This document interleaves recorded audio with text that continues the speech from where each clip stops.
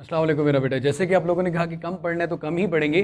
Terminal velocity का topic है हमारे पास, इंपॉर्टेंट है बोर्ड के पॉइंट ऑफ व्यू के लिहाज से, लॉन्ग में भी और शॉर्ट में भी।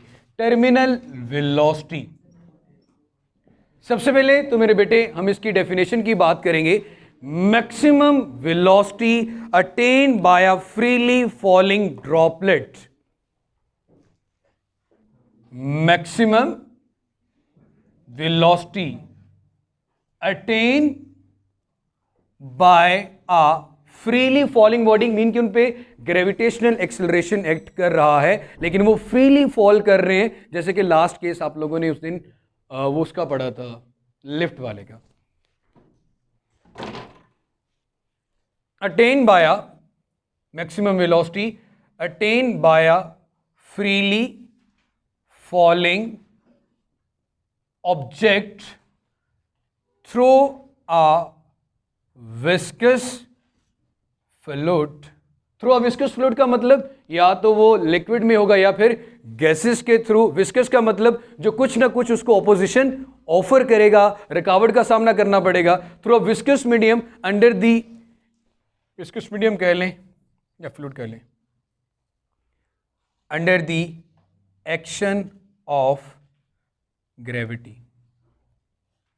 मैं अगर सादे से लफ्ज़ों में बात बताऊं कि जब एक पैराशूटिस्ट नीचे की तरफ आया, पैराट्रूपर कहते हैं उसको, तो जो ड्रैग फोर्स होती है वो किस डायरेक्शन में एक्ट कर रही होती है?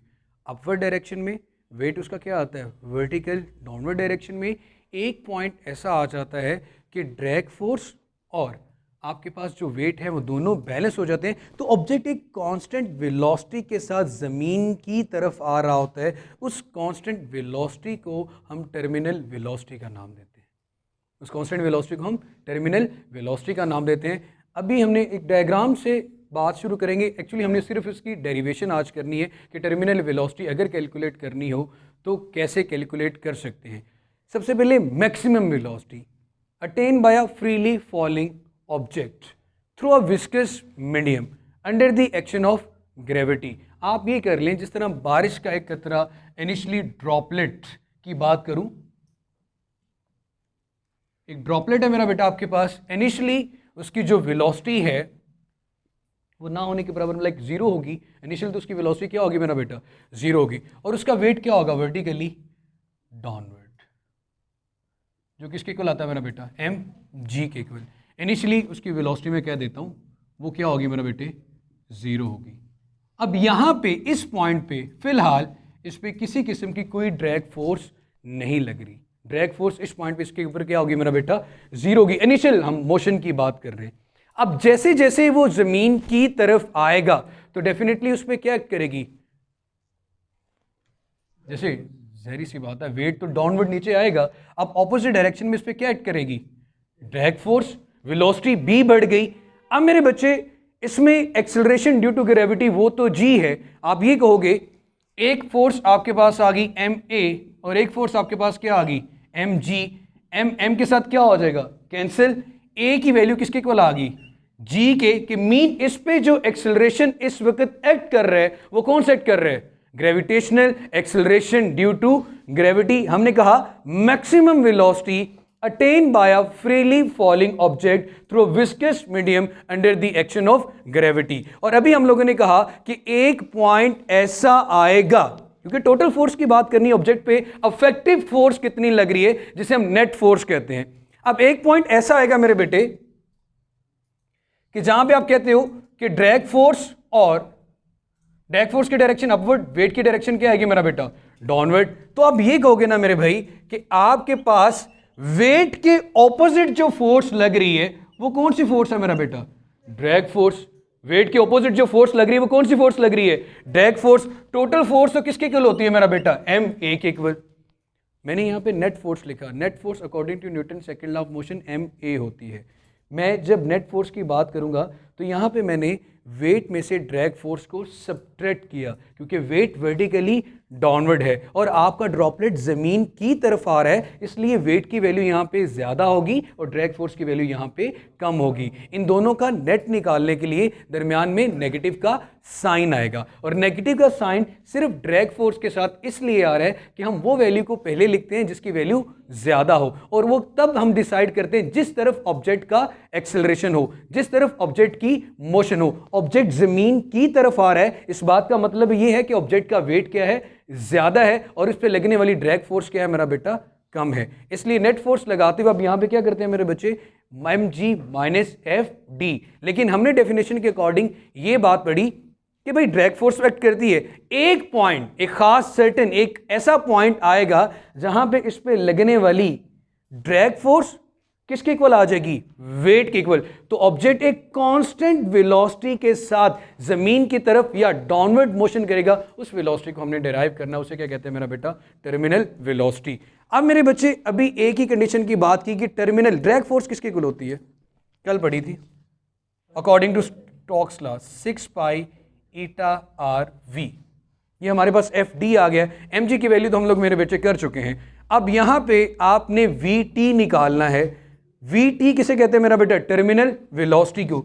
ये वेलोसिटी कौन सी वेलोसिटी बेटा आपके पास, टर्मिनल वेलोसिटी। इस फॉर्मूले में एम जी की जगह पे एम जी, एफ डी की जगह पे उसकी वैल्यू पुट करने तो क्या आ जाएगा, 6 pi eta R V is equal to M A. आपको वी टी चाहिए तो क्या चेंजिंग लाएंगे मेरे भाई आप यहां पे, आपकी जो वेलोसिटी है वो वी टी है, v की जगह पे आप क्या पुट करेंगे, वी टी। अब इतना सा मुझे पॉइंट बता दो, मैं यहां पे लिख रहा हूं कि मेरा जो एक्सेलरेशन है वो जीरो है। देखो भाई, जब मैं खुद ये बात कह रहा हूं कि ये वी टी कौन सी वेलोसिटी है, कांस्टेंट वेलोसिटी है, और कांस्टेंट वेलोसिटी पे एक्सेलरेशन की वैल्यू क्या होती है, जीरो होती है। कांस्टेंट वेलोसिटी पे एक्सेलरेशन की वैल्यू जीरो होती है। ये एक्सेलरेशन दो सूरतों में जीरो होता है, या तो ऑब्जेक्ट आपका रेस्ट में पड़ा हो या फिर ऑब्जेक्ट आपका कांस्टेंट वेलोसिटी पे मूव कर रहा हो। इसका मतलब है जहां पे एम ए लिखा हुआ है ये सारा फैक्टर तो क्या हो जाएगा, जीरो। तो आपके पास क्या आ जाएगा, M G minus 6 pi eta R V T is equal to zero. ये माइनस इधर लाके क्या कर देंगे, प्लस, तो ये आएगा M G is equal to 6 pi eta R V T.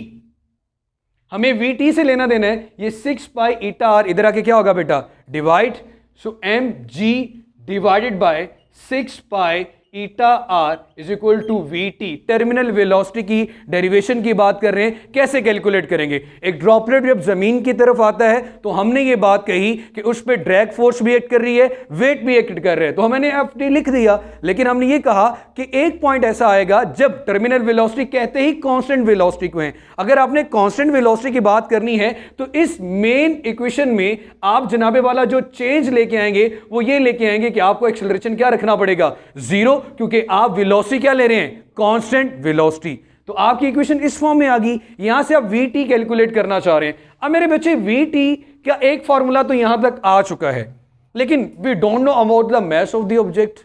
हमें तो ना मास ऑफ द ऑब्जेक्ट पता है ना रेडियस पता है। हाँ, जी की वैल्यू पता हो सकती है, 6 भी कांस्टेंट है, पाई भी कांस्टेंट है, और विस्कोसिटी भी पता होगी कि किस मीडियम के थ्रू ये ट्रेवल कर रहे हैं। हमारे लिए जो चीज अननोन है वो मास ओवर आर है। मतलब यहां पे V T is directly proportional to किसके आर है, एम ओवर आर के। तो हम मेरे बेटे, हम मैथ्स को कोई इस फॉर्म में लेके आते हैं कि हमारे लिए उसको कैलकुलेट करना क्या हो जाए, आसान हो जाए। मेरे बेटे, डेंसिटी का फॉर्मूला होता है मास ओवर वॉल्यूम। अगर मैं यहां से मास निकालना चाहूं तो वो क्या होगा, density into volume, density into volume.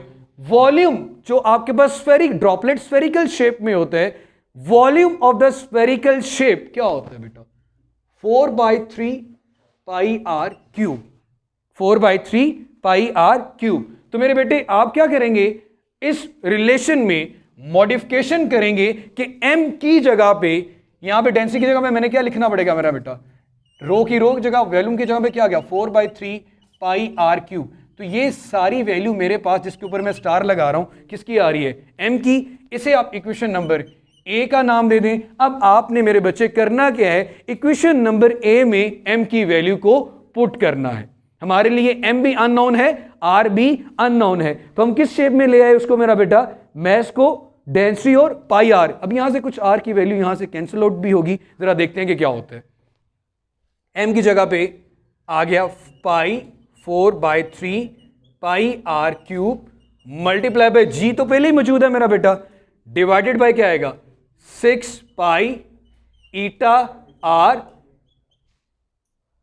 Is equal to V T. Pi pi के साथ क्या हुआ बेटा, कैंसिल, आर क्यूब आर के साथ क्या हो गया, कैंसिल, ये 3 नीचे आके क्या होगा मेरा बेटा, मल्टीप्लाई, इधर कर दूं आपको मजीद,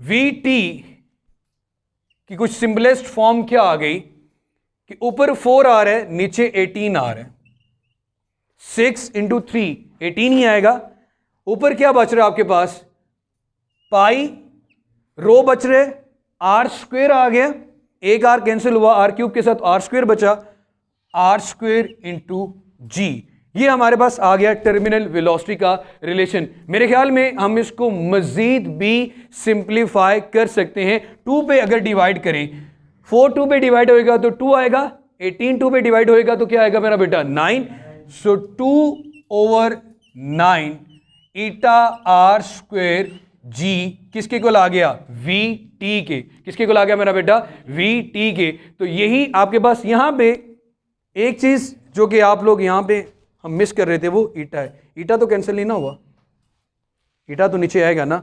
तो मेरे बेटे ये फाइनल फॉर्म है, और इस फाइनल फॉर्म में हमारे पास क्या रिलेशन आ रहा है कि terminal velocity is directly proportional to the square of the radius of the droplet। अब क्वेश्चन ये किया जाता है, या शुरू टॉपिक इस तरह किया जाता है कि जब आप फोक ड्रॉपलेट भी देखते हैं एयर के अंदर तो आपको सस्पेंडेड नजर आ रहे होते हैं, हमें ऐसे लग रहा होता है कि जैसे वो बहुत ही स्लोली मूव कर रहे हैं, सस्पेंडेड है एयर के अंदर। तो उसकी रीजन क्या है मेरा बेटा, they are moving but with terminal velocity, they are moving but with terminal velocity, उनका एक्सेलरेशन क्या होता है, 0 होता है। दोबारा से थोड़ी सी बात को गौर कीजिएगा, आप ड्रॉपलेट्स की बात कर रहे हैं या उन ऑब्जेक्ट्स की बात कर रहे हैं जो गैसेस या फ्लूइड के अंदर मूव करेंगे।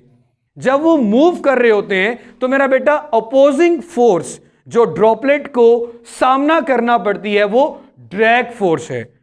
ऑब्जेक्ट ड्यू टू ग्रेविटी जमीन की ही तरफ आएगा, लेकिन ऑपोजिट डायरेक्शन में फ्लूइड की जो फोर्स है उसको मेरे बेटे हम ड्रैग फोर्स का नाम देते हैं। तो वो उसकी मोशन को रोकने की कोशिश करेगी। एक पॉइंट ऐसा आएगा कि दोनों की फोर्सेस क्या हो जाएंगी, बैलेंस। ऑब्जेक्ट मूव तो कर ही रहा है but with constant velocity, but with constant velocity, और किस एक्सेलरेशन के तहत, under the acceleration due to gravity. अब मेरे बच्चे हम कहते हैं उसका ए 0 होता है क्योंकि लफ्ज आप खुद बोल रहे हो, बट विद कांस्टेंट वेलोसिटी। उस कांस्टेंट, उस मैक्सिमम कांस्टेंट वेलोसिटी को क्या नाम देते हैं, टर्मिनल वेलोसिटी का।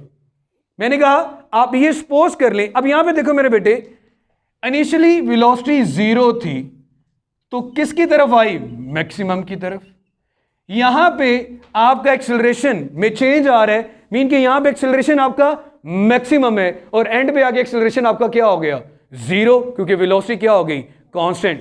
तो वेलोसिटी पहले 0 थी, यहां पे आ गई मैक्सिमम, यहां पे एक्सेलरेशन मैक्सिमम था लेकिन यहां पे आके क्या हो गया मेरा बेटा, 0। डेरिवेशन करने के लिए सिंपल सी बात है, आपको एक ही चीज पता होनी चाहिए कि इस ड्रॉपलेट पे जो नेट फोर्स लग रही है वो कितनी लग रही है। नेट फोर्स की इक्वेशन बनाओगे जिस तरह रियल एंड अपेरेंट वेट में बनाते थे, तो नेट फोर्स में आपने कहा क्योंकि ऑब्जेक्ट की मोशन डाउनवर्ड है तो net force according to Newton second law of motion यहां तो ma आ जाएगा, जैसे यहां पे लिखा हुआ है ma आ गया, लेकिन weight minus F D, weight को पहले इसलिए लिखा क्योंकि इसकी वैल्यू यहां पे क्या है, ज्यादा है, और ड्रैग फोर्स की वैल्यू यहां पे क्या है, कम है, क्योंकि ऑब्जेक्ट की मोशन किस तरफ आ रही है, डाउनवर्ड। उस दिन भी कहा था कि जब भी आप नेट फोर्स की इक्वेशन लिखेंगे उस चीज को पहले लिखेंगे जिस तरफ ऑब्जेक्ट का एक्सेलरेशन हो या जिस तरफ ऑब्जेक्ट मूव कर रहा हो। किस तरफ मूव कर रहा है बेटा, डाउनवर्ड। तो वेट पहले आ गया, mg minus F D is equal to M A, F D according to Stokes law आपने देख लिया 6 पाई ईटा आर वी होती है। वी आपकी कौन सी वेलोसिटी है? टर्मिनल वेलोसिटी है। एक्सेलरेशन आपका जीरो है। क्यों जीरो है? क्योंकि आपकी वेलोसिटी क्या है? कांस्टेंट है। एक्सेलरेशन जीरो होने की दो रीजन होती हैं, या तो ऑब्जेक्ट रेस्ट पे हो या फिर ऑब्जेक्ट मूव कर रहा है बट विद कांस्टेंट वेलोसिटी। और हमारी सिचुएशन में ऑब्जेक्ट रेस्ट पे नहीं है, मूव कर रहा है विद कांस्टेंट वेलोसिटी। तो मेरे बेटे यहां पे आपने ये इक्वेशन लिखी, ए जीरो होने की वजह से आपके पास ये वाला फैक्टर क्या हो गया? जीरो। यहां से वी टी निकालना था तो M G over 6 pi eta R आ गया। एम ओवर आर की हमने यहां पे एम की value in the form of density और रेडियस ले आए तो वो हमारे पास आ गया। तो और मजीद सिंप्लीफाई करने के साथ साथ हमारे पास फाइनल इक्वेशन आ गई 2। अब ये देखो डेंसिटी आपको पता होगी फ्लूइड की, जी भी पता होगा, ईटा भी पता होगा, सिर्फ आपको स्क्वायर ऑफ द रेडियस लेना है तो आपके पास क्या आ जाएगी? Terminal velocity. यहां तक मेरा बेटा हमारा आज का टॉपिक था। कल हम टाइप ऑफ द फ्लूइड की बात करेंगे। खुश रहें, आबाद रहें और एमएम नज़ीर चैनल को सब्सक्राइब कर लें।